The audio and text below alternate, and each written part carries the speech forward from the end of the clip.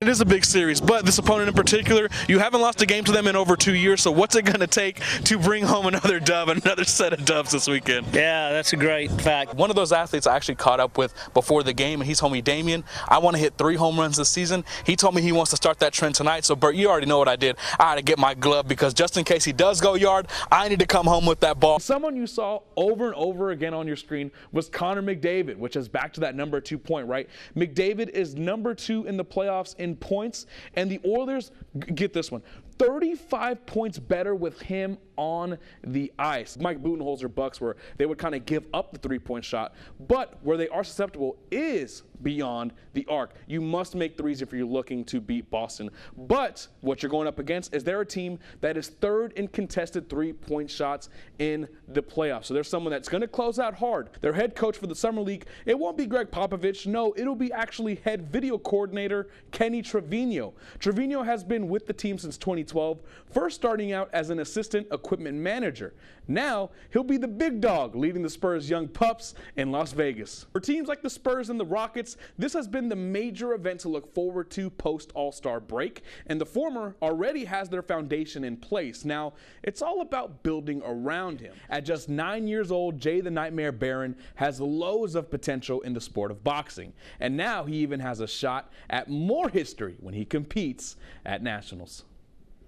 In like 2-3 years, I could probably be Canelo. Jay the Nightmare Barron may only be 9 years old, but in less than a decade, he's accomplished being a 2-time Golden Gloves champion and will now be representing the 325 on the national stage. It makes me very happy, you know, like I started putting on gloves when I was 2 years old, and then me at 9 years old, going to nationals, it's crazy. Every great boxer has a great trainer behind them. For Barron, his Freddie Roach is Concho Valley native Hector Govea, who couldn't be prouder of his protege.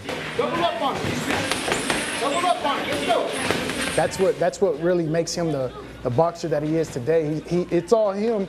I'm showing him a little bit of what we all know, but it's him putting all that work and effort into this. A lot is riding on the shoulders of this 55-pound fighter, but Coach G isn't worried about it. First person ever here that's been to nationals, you know what I'm saying? So he's putting on a lot. It's a lot on him, but I mean, I believe in him. He's been working hard. With the hard work comes moments of reflection that brings the up-and-coming boxer to tears. I sometimes do want to cry, you know, because my coach travels all the way over there, you know, sometimes just for me, and then I put a smile on his face just for winning. Behind the tears of joy comes ferocity in the ring, and I had to see for myself what Jay's opponents feel when the leather gets swinging. 1, 2, 3.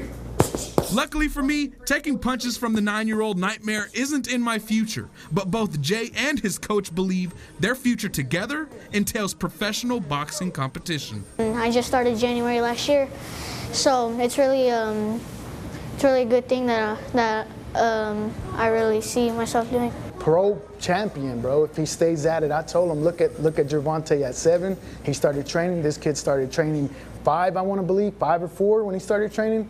And he got brought over here, and you know, we're taking that next step, pushing it. And when he turns 11, man, he's gonna be cold. He's gonna be good.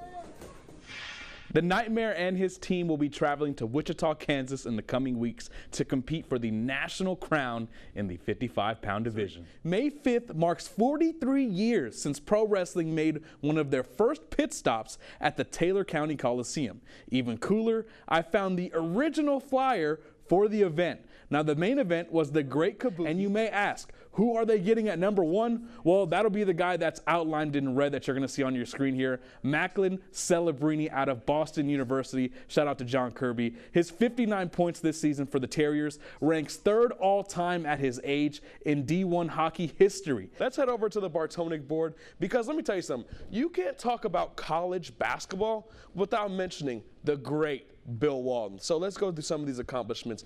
First, he was a 2-time NCAA champion. I think that's probably a little bit of an understatement. We got Eye of the Tiger playing. We got everyone working on their head movement. Even me, it's kind of motivated me. Next thing you know, I'm slipping and rolling. So yeah, these kids definitely know what they're doing. They're definitely training. I love the jabs, love the head movement, love the cardio from these kids. Now this game for the Bobcats is a big one. It's their first game in district play, but even a little bit more special is this is the game that the San Angelo community deemed to be in honor of their father. all-in teammate Brandon Garza's. This competition is all about conditioning. I've seen a lot of these young athletes getting tired, settling for jump shots and all that stuff. So we're going to see right now not only who is the best conditioned athlete, but also who the best hooper in the 3-2-5 is. 14-year-old Jaime Palazuelos is much more than meets the eye. When he's not playing Elden Ring or practicing the cello, he's taking names at the USFL Youth MMA Nationals, earning his second national championship title. Making my town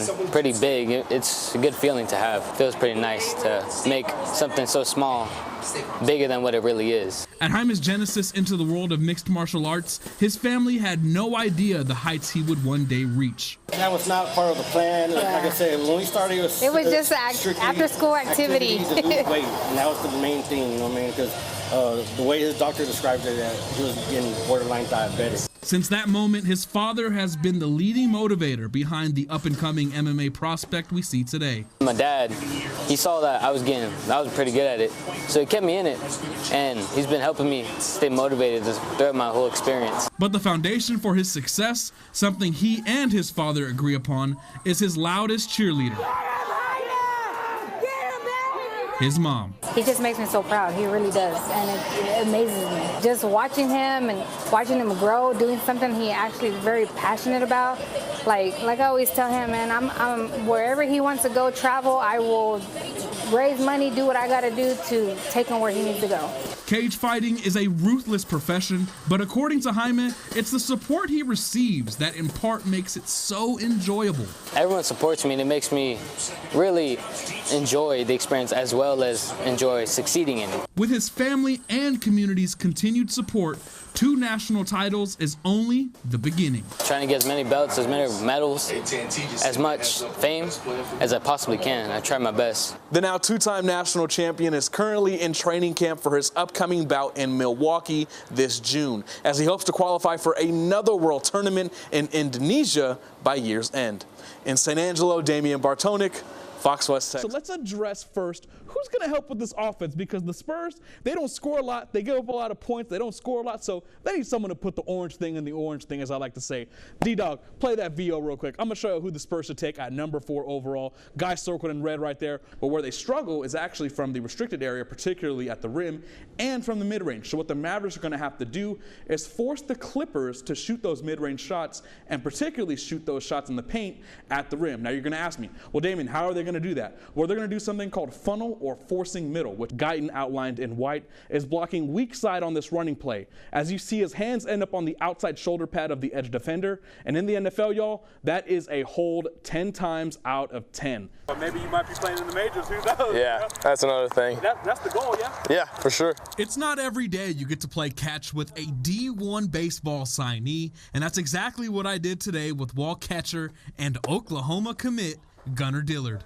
I mean, there's just a lot that's going into it, a lot of hard work. I mean, on my own in the cages at night with my dad, throwing me balls, feeding them through the machine, and him giving me tips here and there. I mean, that's been a big part, and my dad has always been a big helping hand in that. I mean, we expected this to happen. Dillard credits his God-given ability, his family, as well as his teammates for getting him to this point on the cusp of suiting up for the Crimson and Cream. I mean, all the hard work that we put in, day out. I mean, I'm nothing without these guys here. I mean, we work together hard. I mean, these guys are over at my house every day, hitting the cages and stuff with me. I mean, so without these guys, I'm nothing without them. And his brothers on the diamond couldn't be happier for him. Can't be more happy for the kid. I mean, there's no better place for him to go, and I'm just super excited for him, and it's been great to be along the way with him and help him get to that point. Oh, it's going to be awesome. I'm going to be watching him on TV for sure. They believe it's his ability to lead that's catapulted the Hawks towards hitting their stride during the most important stretch of the season, the playoffs. Hawks on 3. 1, 2, 3. Hawks. He's always ready to put the team first. I mean, he never thinks about himself. He's always there for the team, and anytime we need it, he's always there for us. It's probably his leadership, you know. Everyone usually follows him. I mean, he's very vocal, so that helps out the team a lot. For number 24, his motivation lies on not only maintaining the level of play that's gotten him to this point, but also seeing his hard work pay off. What Coach Butler said to me and all the phone calls and stuff in person as well, it made me feel good and made me feel like all the hard work has paid off in a way. Now, West Texas, I don't have the ball that I use to play catch with Gunnar Dillard, so I can't sell it to you, unfortunately, but I got my glove, and I'm not getting rid of that thing.